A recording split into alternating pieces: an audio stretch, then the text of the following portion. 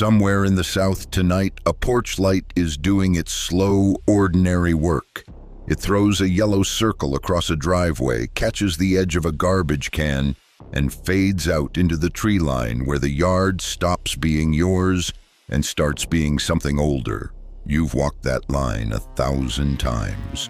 You know every route in it. At 2 in the morning, the camera on your door catches a shape crossing that circle of light. Not a dog. Too heavy, too low, too deliberate. It puts its nose to the lid of the can, and the whole can moves. Then it turns its head toward the lens, and for a second you're looking at a face your county has not seen in living memory. Because here is the thing that makes your neighbors stop scrolling and lean in. In a lot of the Deep South, across East Texas, up through Mississippi and Louisiana, and into the hills of Alabama and Missouri, this stretch of country hadn't confirmed a wild black bear in the better part of 100 years. Your grandfather's grandfather hunted the last of them out, and now one is standing in a driveway, in a subdivision, in a town, with a doorbell camera watching it decide whether your trash is worth the trouble. The black bear is walking back, not being trucked in, not released by an agency, walking across state lines, down river bottoms, into places that had written it out of the map. And the strange part, the part the official record keeps half a step behind, is how bold it's gotten about it. If you're the kind of person who wants the real story of that, the sourced one, the one with the county names and the dates in it, not the easy hype, then this channel was built for you. So do me one favor before we go further. Tell me in the comments which county you're watching from and whether you've ever seen it. If your father swore he did, or a game warden you trust went quiet when it came up, put that down too. This map gets drawn by the people who live on it. Now let's start where it's real. On July 15th, 2024, a bear showed up on a property in Cherokee County, Texas. A photo came in from the neighboring place to the north within days. Texas parks and wildlife biologists looked at the size and the height of it and called it a juvenile male, and over the back half of that year, that young bear kept surfacing. Cherokee County, then Anderson County, moving the way young bears move when they have left their mother and gone looking for a country of their own. The next summer, in August of 2025, the state confirmed bear sightings in 4 East Texas counties at once: Cherokee, Anderson, Panola, and Rusk. Nacogdoches County, just over from there, had not logged a confirmed bear in at least 25 years. The state has only been keeping those records since 1977. And before that, the answer for most of this region was simply nothing, going back 100 years since.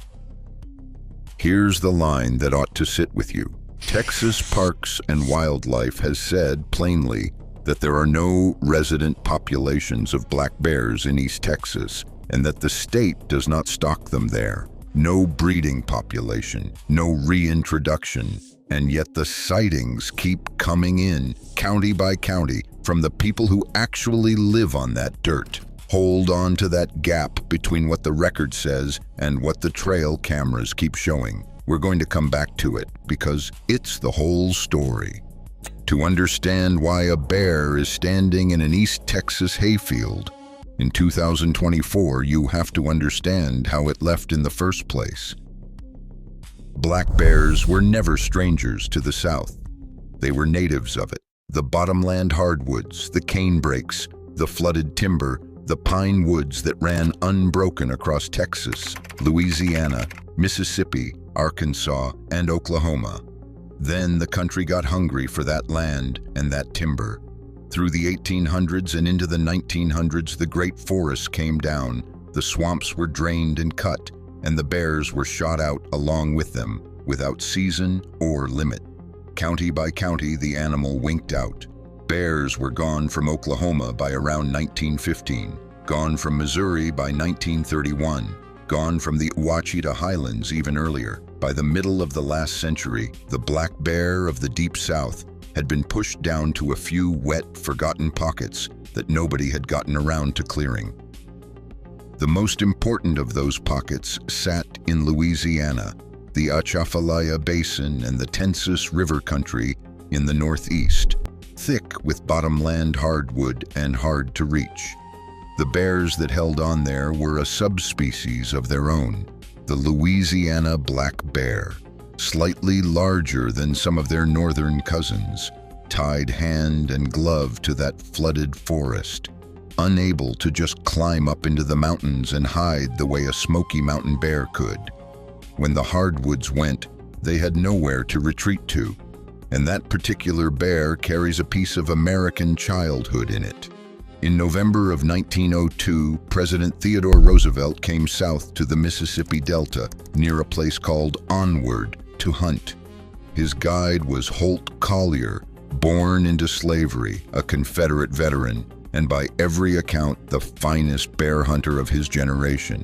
After days without a shot, Collier cornered and tied an old, worn-out black bear to a tree so the president would have his quarry. Roosevelt took one look and refused to shoot it, said it wasn't sporting. A Washington cartoonist named Clifford Berryman drew the moment, the president with his back turned to a small, cowering bear, and it ran in papers across the country. A shopkeeper couple in New York saw the cartoon, sewed a little stuffed bear, and asked to call it Teddy's bear. That's the toy on the shelf in the nursery. It traces straight back to the swamps, where the Louisiana black bear was already disappearing. By 1992, biologists thought there might be as few as 150 of those Louisiana black bears left in the wild. That same year, the federal government listed the subspecies as threatened. The teddy bear in the flesh was very nearly gone from the country that named it. That's where most people think the story ends. It doesn't.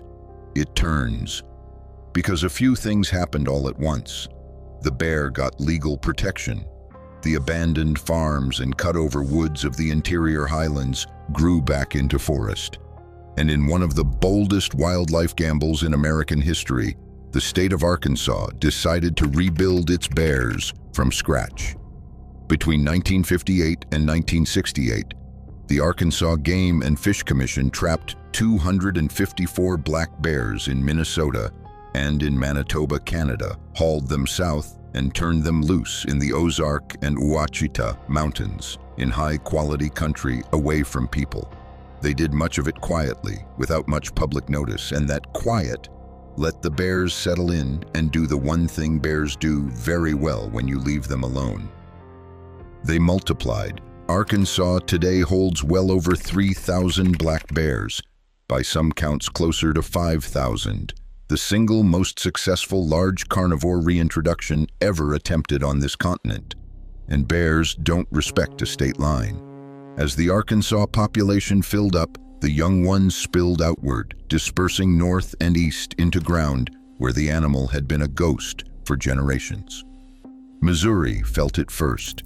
In 2010, the state held maybe 300 bears. By 2024 and into 2025, that number had climbed to around 1,000, growing near 9% a year, with the range creeping north of the Missouri River into counties that had filed bears under history.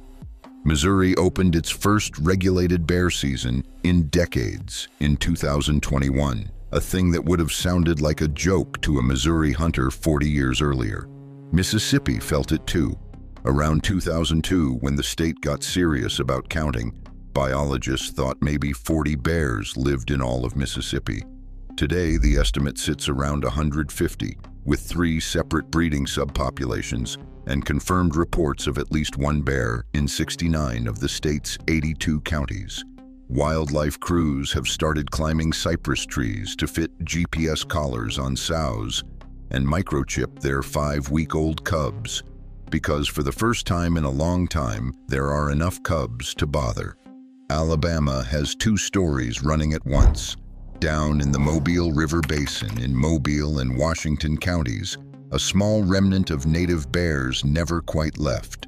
But up in the northeast corner, around Little River Canyon and the DeKalb and Cherokee County hills, a brand new population has walked in from the North Georgia mountains, and it has more than doubled in a handful of years, with mothers dropping unusually large litters of 3 and 4 cubs, the kind of number that tells a biologist the habitat is good and the bears are healthy.